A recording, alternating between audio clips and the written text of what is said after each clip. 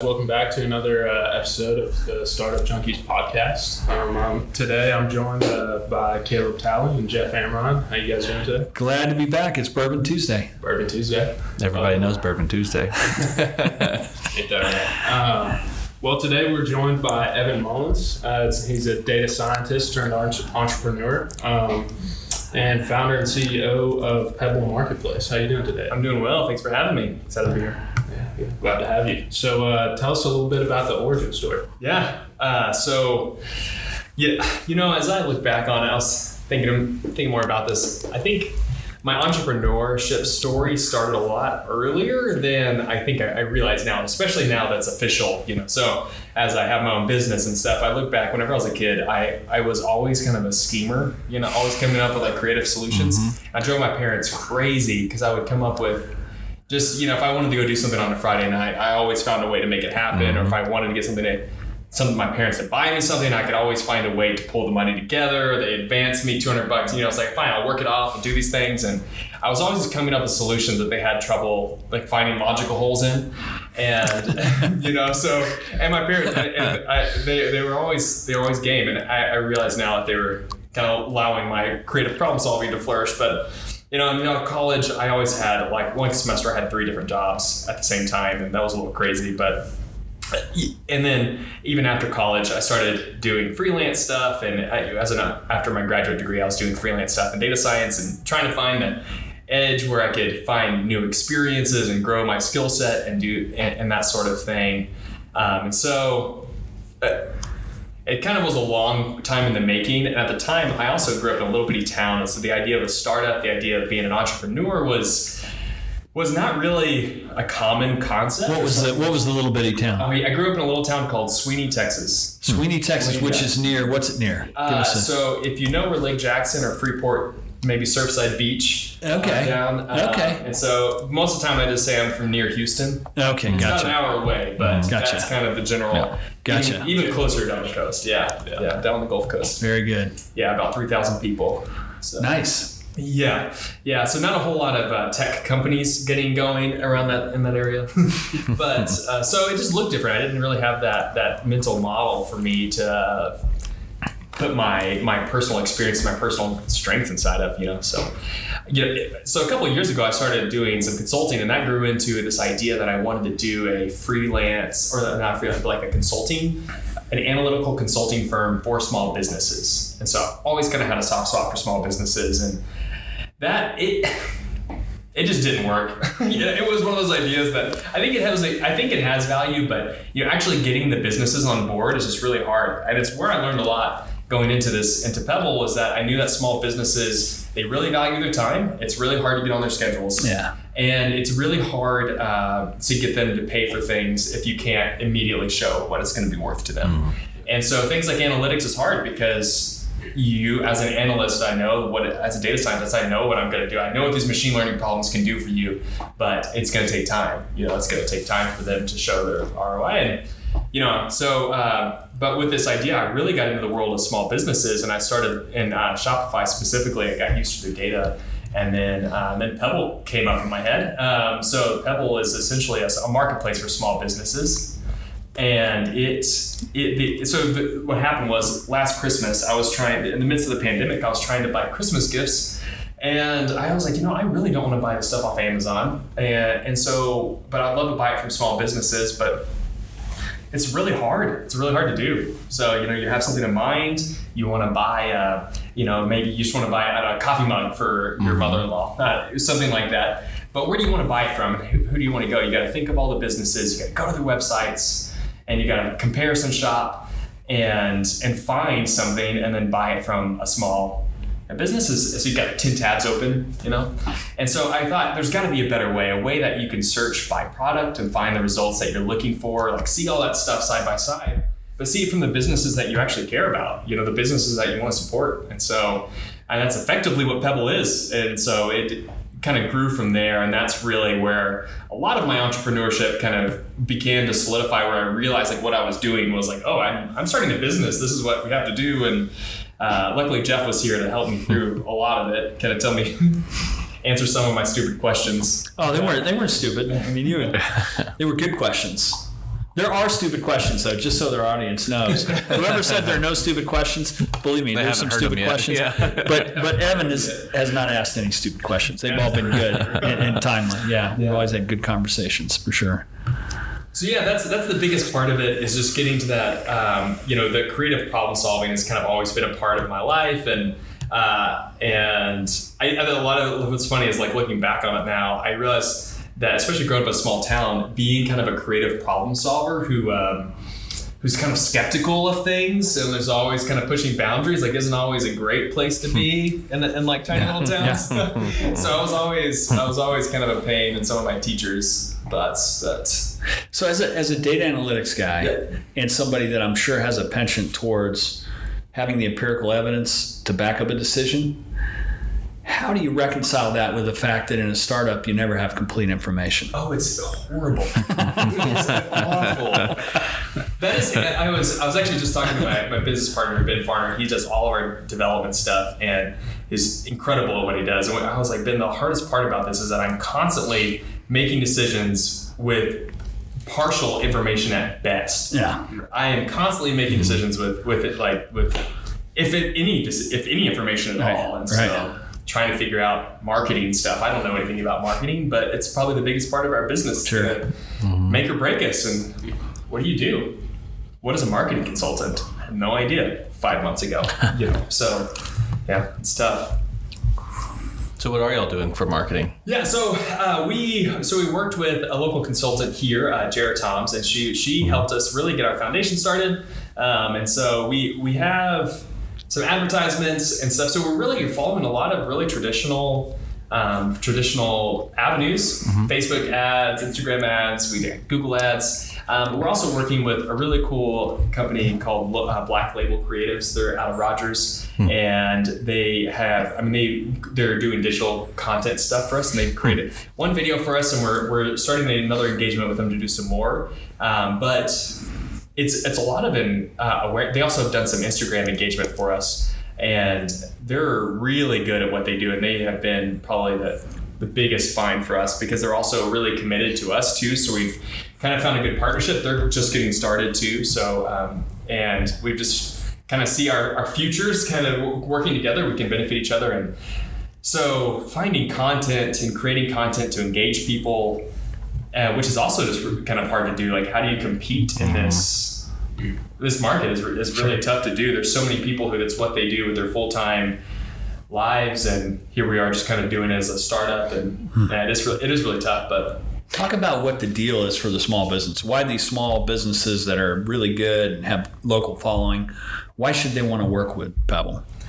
Yeah, that's a really good question. I think the biggest thing is, it's the same reason that small businesses go to marketplaces. Like we were at Northwest Arkansas Girl Gang recently, and like, why are all these small businesses there? Like, it's all about exposure. You're getting access to a whole nother market of people, and getting to interact with customers. So, for example, you have a small business and they spend so much time and effort. They're doing the same thing we're doing, and creating content and trying to create marketing and doing ads. And all of that is about bringing people to their own website. It's like, hey, come to us. When you want to buy something, come buy from our business, and don't go to those guys. Come to us. Come look for us. But so at the time when someone wants to buy something, they have to remember your website, your name, and remember that you carry that thing. And because a lot of times they're not looking to buy it right then. And so what we're offering is basically like, whenever someone goes to buy anything, they're going to find you. If you carry that thing, they're going to find you there. And so trying to create that space for them. Gotcha. Yeah. Gotcha. And talk about the business model. How's the business model work? Well, ask me more follow-up questions if I don't answer your specific thing. But kind of the idea is what we have, we're kind of in the middle. So we're the middleman, and we get small businesses on board, and then we look for, and then we also kind of get the customers to come to us. So we have a two-sided market there where we're trying to kind of get both sides. So you're making money on the transaction? Yeah. So you're making a percentage on the transaction. Exactly. We're taking commission on the business side. That's easier and it's less friction going that way, rather than trying to charge the small businesses for hosting and all that kind of stuff. Well, we talked about doing, like $30 a month or $50 a month, but it's those small businesses, again, going back, like they don't want to spend money if you don't know they're going to make money. Yeah. And we're ultimately, I think a lot of this is really just, our conviction is that we want to like support small businesses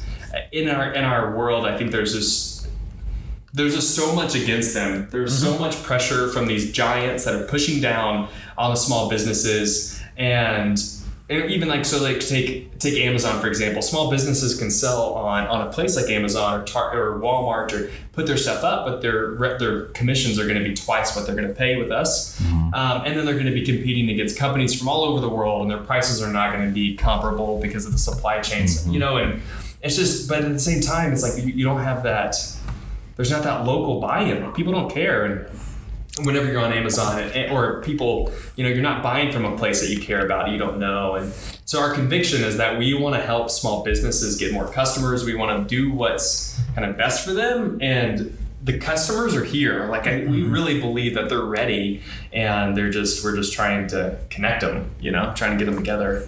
So we think, so the revenue thing, the flat fees are not good for really anybody, I don't think. So. Makes sense. Yeah. What's the like onboarding process like for a small company to get on to Pebble Market? Yeah, it's really simple. We do have one caveat. So we are built on Shopify. We use like a Shopify, it's called a sales channel. And if you have a Shopify store, you'll probably know what it is. But so you have to be on Shopify at the time. We hope to expand this in the future, but so if you're on Shopify, you add it like you would an app on your phone. So super easy. Oh, it's super easy. Yeah, you push a button, you sign up for an email on Pebble, and it's done. It takes about 5 minutes. We have some cool things, like you can add your logo, do like an about you. You can do some featured products on your store page, but that's really it. And given that it is built on Shopify, so for a consumer, for me, if I'm going on to buy from one of those places on there, is that process as simple? So like when I'm buying from a Shopify store, if I put in my phone number, boom, my address and billing or information's already there, ready to go. Is that built into that process as well? Yeah, unfortunately not. So all that stuff, Shopify owns all of that. Okay. And so we're taking advantage of their APIs. I got you. But we don't necessarily get access to a lot of that proprietary stuff. We do, like we have all that built into our platform though. Okay. And so it's like you sign up for a user profile, you put your address and your phone number, all of that stuff saved. And so, cool. Yeah, there's a convenience there. Yeah, just for somebody like me that is just like immediately, I'm an impulse buyer on when I'm on my phone. So I see something and I'm like, boom! If they have shop, yeah, exactly. If it's set up there, that buy now button is deadly. And if I click it and then it already my credit card and address is already populated in there, it's like, oh crap! I have to buy it. Like I have to. I don't even have to go walk to find my card. I have to just buy it now. Are you sure button? Yeah, exactly. So yeah. You really want to do this? Good feature to have. You know what they need on there for some of us is, did you tell your wife? See, and if it's like, oh damn, okay, I'm out. Discreet shipping. That's right. Hide when it arrives. Cool, awesome. And so, what's that process? What does it look like for somebody? Talking about the consumer side of it again. What does it look like when they go onto that website? Sure. Yeah. So we kind of envision it to be, you go on, there's a search bar. There's also, you can browse by store, you can browse by products. And so whenever you type in shirt and you want to see what kind of things. And so what happens is you type it in, you're going to see results from stores near you, and you have some cool options like you can see. We default to like 30 or 40 mile radius, so you can kind of see what's around you. And then you can also search in other places. So as we grow, we see this. We've started here in Northwest Arkansas, but we want to grow kind of as fast as we can get stores on board and then market to those places too. Yeah, so, and then we also have a map, and on the map, so you have all the results on one side and you can see those, but we also are really focusing on being able to keep the store identity to the customer. It's like, where are these people? Like, who are you buying from? What are their stories, and so you can click on the store and you can see all their products too, see an about us, see their logo, see their location. And so we don't think it's a huge loss for us if you see something and then you stop into the store. You go down to Freckled Hen because you see their stuff. We really don't see that as a huge loss. I think in the long game, in the long game, we know that the convenience will keep people on our platform, but like we really want to buy. We want people to go to see these stores.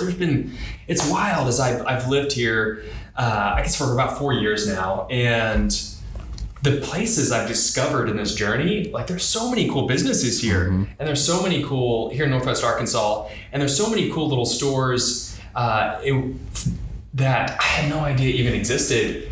And it's all because they're not searchable, you know. It's so hard to find them. And I know there's people all over that are like wanting to buy from these places, and so being able to see them and like go to them and being able to become a part of the community, you know. I recently read this article that was talking about, I think don't quote me on this, but I think they call it the velocity of a dollar in a community. So there might be a better term for it. I might be misstating that, but it was this concept that, you know, whenever you spend $1 at a small business, a local business, that dollar goes to pay the wage of like one of the store workers, right? That store workers buys tacos on their way home, and that shop then pays its employees, and then those employees go home and buy, and like they're on their way home the next morning, they get coffee at the local coffee shop, and like what that dollar just like circulates the community, right? And then like stays here, and it enriches the people, and those tax dollars go to your schools and they go to your roads and they help people. But whenever you buy from a huge retailer, it's like, sure, okay, so you buy from a big one. If they have local employees here, it's going to go to there. But a lot of that dollar is just gone, poof. Like it's out of your community. It's got, you know, who knows where. It could be paying the salary of somebody on in the cloud computing, you know, field or something, you know. And not that that's necessarily a horrible thing, but from a local community point of view, we just buying into that and like being able to inject dollars and to keep the dollars here, like keep our communities more measurable economic vitality in the local area. You know, as you look at the competitive landscape, and there are other companies that have a similar approach that are growing up. What would you say your main competitive differentiation is? Is it that you are really deep on the data side of it? You can provide better analytics. How are you going to differentiate yourself from other similar companies? Yeah. Well, so there's two things. One, and I would say one on each side of the business. So we talked about the customer side, and I think the biggest thing on the customer side is that convenience. Yeah. So we're making it just as easy for people. I get that for you. That's all right. It's just as easy for people to buy off of Pebble as it is Amazon or Target or Walmart. You know, like you can go and you find stuff, and so combining that convenience. Like and the biggest thing is that we've come around this idea that you have something in mind and I want to go buy it, right? In a lot of cases. And so you're like, I want to go buy a new cup, or I want to go buy a gift, or I want to go buy a specific thing. You look for it, you search it, you type it in Google, you type it in Amazon, that's where it is. The other thing is, and so I haven't seen that. I think that product focused search is the biggest thing on the customer side. On the business side, it's so easy for the businesses to get tied into it. Is that small businesses will not manage another platform. Does that make sense? So if you are requiring small businesses, they're not going to do one more thing. They're not. If they don't have to. And they're just, and so I mean, like I said, it takes about 10 minutes. I still have trouble getting small businesses. I'm like, look, seriously, 10 minutes on the phone, I get you a whole new customer base. You know, and I can't do it. Sometimes they don't answer their DMs, they don't answer their emails. And it drives me crazy because I know like what we can do for them. I know how easy it is, that it really is this easy. And it ties it directly into their Shopify platform, their orders, their descriptions, their items, like everything is automatic, like seamlessly integrated. And so it takes them about 10 minutes and then it's like off to the races for all time. And so I really think that's the problem that we've solved, quote unquote, you know, is that we've made it really easy for businesses to get on this platform. I'm not presumptuous enough to think that like we thought of the small business marketplace. Sure. You know, but I think that business side is what within 2 weeks we had 30 businesses, and that's, So you're going to win on it being frictionless. Yeah. That's the idea. Easier that's to a get them great up. Yeah. and it's easy for customers to buy, and so like we have plans. We're going to start working on like an Apple app, so that's like get that out in front of people, and we're working on like a lot like different ways. One of the big things we hope to roll out, and I don't know, maybe the next month or so, is so we think local is just a value that people want to buy off of, but there's all kinds of things that other reasons people care about. So if it's veteran owned or woman owned, or if everything's sustainably sourced or ethically traded, like those types of things, people want to buy from those things, and it's just hard to find those values and Guaranteed made in the USA type of stuff. Yeah, exactly. That's it. Yeah. And I feel like would be a lot of value there too for somebody like if I moved from Fayetteville to New York City, and it's like, man, I really miss this and that and this from Fayetteville. I can go and shop all these local places that I would have previously. So there's that like connection to a community as well that you're kind of offering. Yeah, absolutely. And also like even if you could also explore other communities too. Yeah. And so as we grow, we want to be able to like, you can search in Brooklyn and see what kind of cool small businesses are in Brooklyn and what kind of stuff they have to offer. Or, if I wanted to buy my family in Houston some gifts, I could buy it from small businesses that they care about, and buy those types of things. That's cool. What is the next marketplace for you guys? What's where does that look like? Yeah, that's a great question. What do you think? I don't know. Northwest is a good start. Yeah, we've talked about it a lot. We don't have a firm answer. I think if I could dream up the perfect scenario, I really think Austin or maybe like Dallas or something like that would be a good place. We went to college, my wife and I, and both went to college north of Austin, so we know the area well. So we thought about that area. I'm a fellow Austinites. Nice, yeah. And they kind of have, at least when I was there, it's been like 7 or 8 years, they had kind of a similar like local sort of value.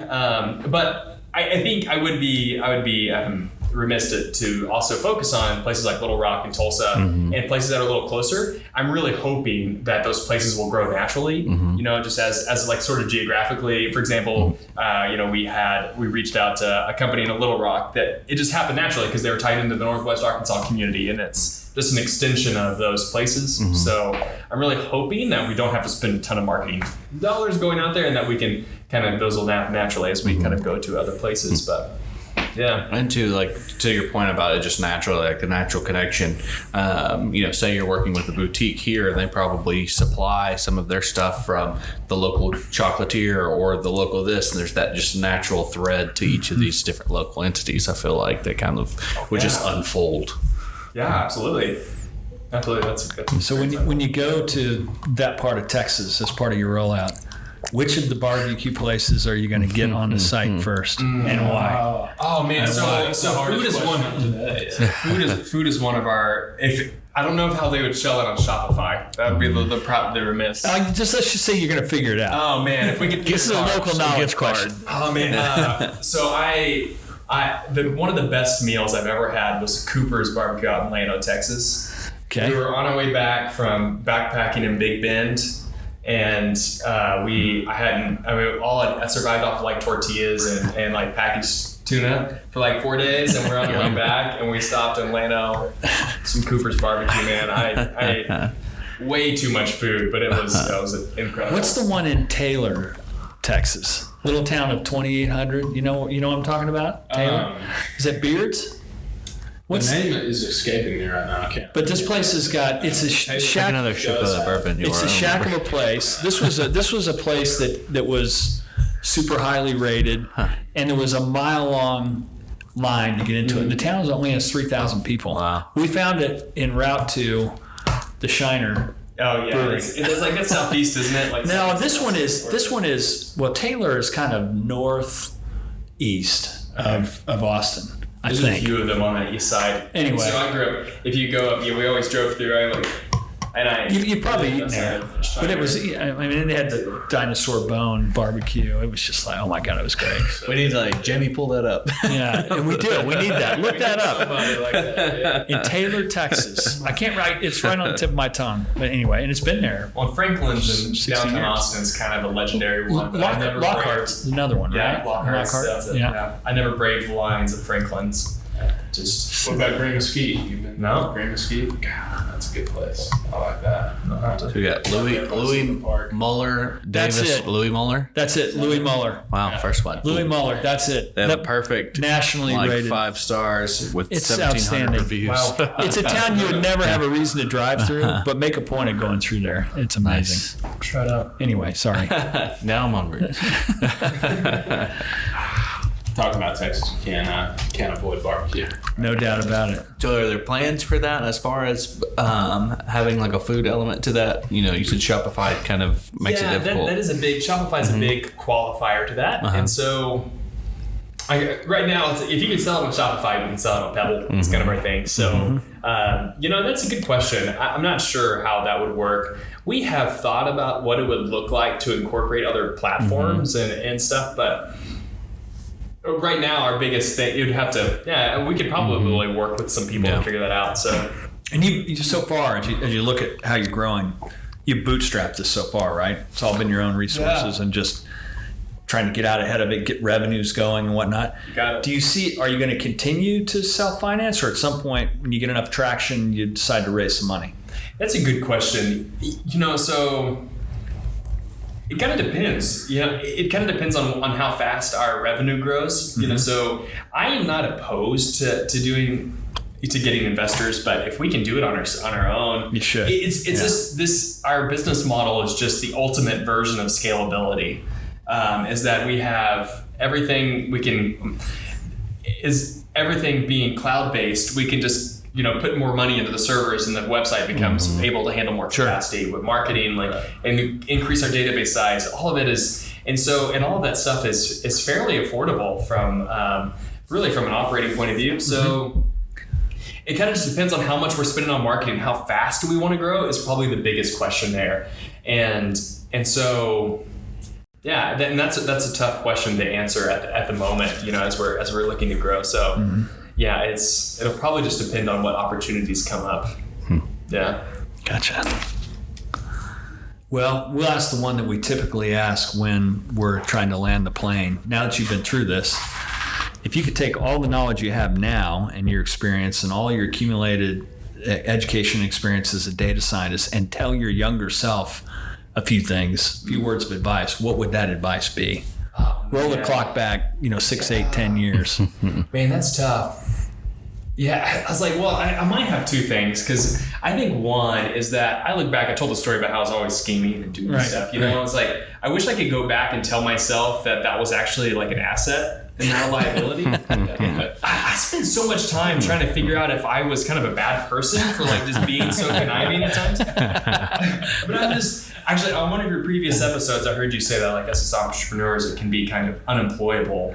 And I've always felt like I was the worst employee, because I've never been good at people telling me what to do. If you want something done, you tell me what the goal is, and I will get you there, and you'll like it. I promise.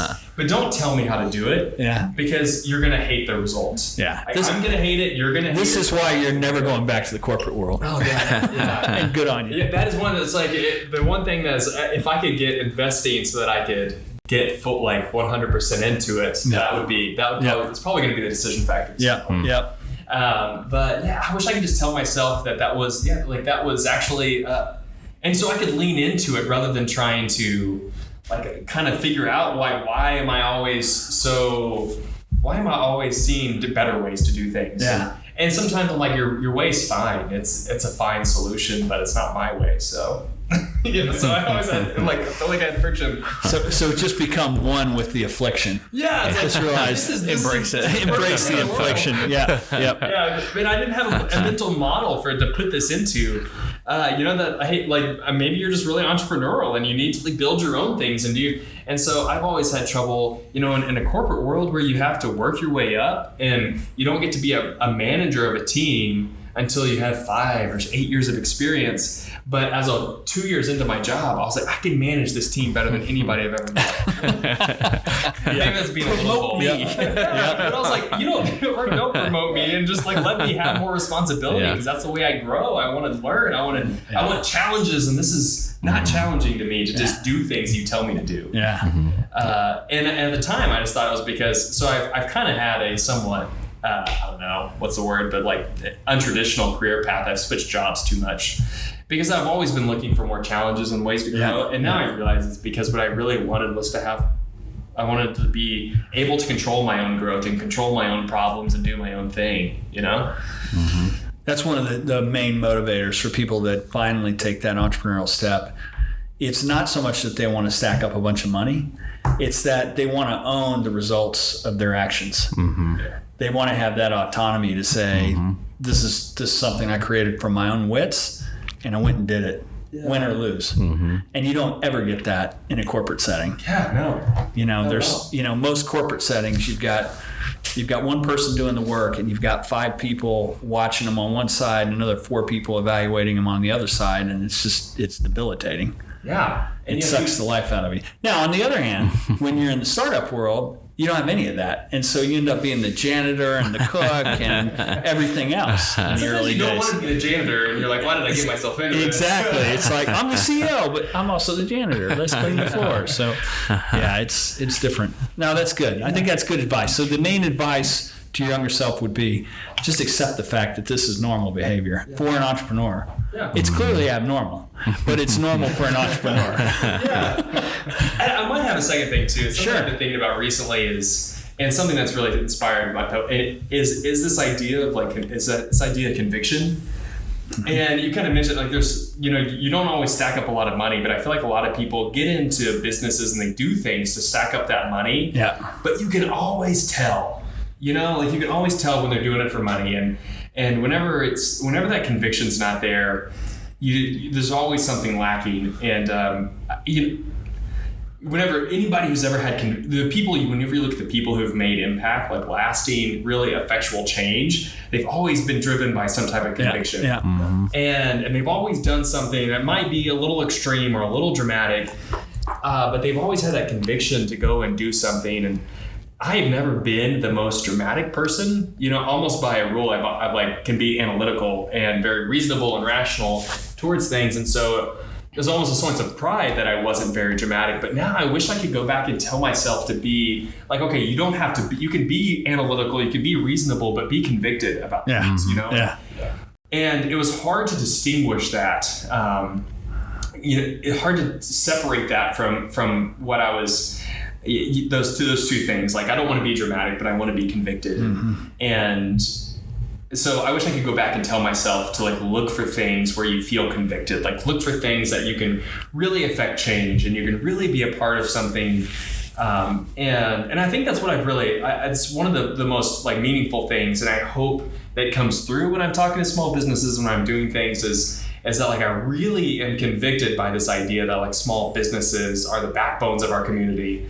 And they're so valuable to the longevity and the sustainability of a local community, and being able to actually be convicted about that and drive it is worth any amount of time. Well, to give you some stats to back up that conviction around small business, 85% of all net new jobs come from small business and startups. 99% of all businesses are small, and 50% of all employees are in small businesses. So it's a huge amount of the base of the economy that's tied to it. Small business is big business. It is. I mean, it's just in aggregate, it really is, and it's the lifeblood. It's organic economic empowerment that sticks. And so what you're doing is actually aligned missionally with what we want to see happen. More strength to the small businesses and startups, and whether they're lifestyle businesses or where they want to scale and be large, they all start in the same place. So what you're doing can help them. That's cool. We kind of play around this idea. This is super cheesy, I realize, but one of the reasons we chose Pebble was this idea. Cheese goes good with whiskey, by the way. So I heard that somewhere. But this idea that Pebble is kind of if you think of, I don't know, commerce as a river, you might have these boulders that can disrupt the flow, but really it's the pebbles that are the foundation. And we also kind of have this idea of like this. So that's the idea behind the branding then. Awesome. Okay, cool. Yeah, well, and it's also you answered the question we should have asked. That's awesome. Thank you for that. That's really good. You're welcome. And so, because it's like that's really cool to have the stats behind that too, because that's true. It's if you have that much of the community is actually invested in these small businesses too. But yet all you hear about, I feel like, well, you know, the headlines are $1 billion company or like $1 trillion companies. Those are the ones that like CNBC is reporting, or, you know, and those types of things. Those are the ones they're talking about. But it's just the power in numbers is we're really like, we're the foundation. We're the ones who are keeping things. No doubt about it. Yeah. No doubt. And if you can, in what you do, there's other good stats that say if you can get a small business past the 1-year survival rate, past the 5-year survival rate, their probability of adding additional employees and high wage rate jobs increases dramatically. Mm-hmm. So as you're building your platform and your marketplace, and it's accelerating some of these companies that didn't have good presence or good customer acquisition or whatever it might have been, you're really helping those companies get to that point where they're going to be more viable. And so it's a good mission. And in line with your branding, I was thinking about like throwing that pebble in water and the ripple effect and expansion of that reach and impact within the community that it serves. Jeff proclaimed me, Startup Junkie's Minister of Propaganda. Yeah. That makes me honored because we're rolling out a blog soon, and it's called The Ripple. Nice. Oh, nice. We want our effect to be larger than just the splash of a pebble. That pebble splash and the ripple effect. Yeah. And you can highlight things like Mad Dog 2020 and other fancy drinks like Ripple, Colt 45, all that stuff. It's perfect. It's perfect. So we really hope, and actually a good segue is like, so with our blog, what we really hope to do is kind of use that space to help small businesses do things. So one of the things that we're playing around with right now too, that we really think supports our mission, is that we will offer people, we will build Shopify stores for free. As like if you're on Square or Squarespace or something like that, and you're interested in that, we will kind of walk you through that and get you as kind of with the idea that you'll add Pebble and put your products on Pebble afterwards. Yeah. Mm-hmm. And also like helping, honestly, it's not a huge lift on our side. There's some really basic steps, but that can be really intimidating for people. Sure. And, as an entrepreneur, you're the janitor and you're doing all of these things. And the last thing you want to think about is this weird website and what does it do and what do all these buttons mean. But Shopify is actually pretty well laid out, and it's really, we like it, and we see this as being a huge benefit to everybody, like being able to get a store up, show you where the product pages are, show you how to edit things, how do you customize your themes, you do your website. And meanwhile, then you can put your stuff on Pebble, we can bring you customers, those types of things. And then also, we also hope to use the blog to write posts about how do you implement local delivery on your Shopify store, writing posts like that, or asking stores Freckled Hen. We're really good friends with Natalie and Luke Freeman over at Freckled Hen, and they do a lot of stuff with their Shopify store, and they're kind of pros with that. And so getting people like that to say what are some of the most valuable ways that you've leveraged Shopify, getting them to write stuff like that. But we really see the Ripple as being a cool place for us to really help these small businesses kind of grow, and especially for people who are. Now, we were at the Girl Gang thing, and just all these local artists, and most of them, a lot of them were artists and stuff, and my wife and I were going around talking to people, and it's just a lot of them are just doing this because they love it, and the money's not. It's nice to be able to make some money off what you love, but things like Shopify, things like websites and stuff are just not. They're a necessary part of their business, and so they really don't want to spend time on that. Yeah. And if you can take away that pain and bring value to them, then that's a win. So where can our listeners find out more about Pebble and about you? What's the best way for them to find you? Yeah, so shopwithpebble.com is our website, and then our handle on Instagram is shopwithpebble as well. Awesome. So those are probably the two best places. We have lots of stuff on there. And if you're on Shopify, you can search Pebble in the App Store. And it comes right up. Yeah, it'll come right up. Awesome. We're the only one that has a Pebble in their name. So. Man, thanks for coming on. Yeah, thanks for having me. This is great. You bet. Good conversation.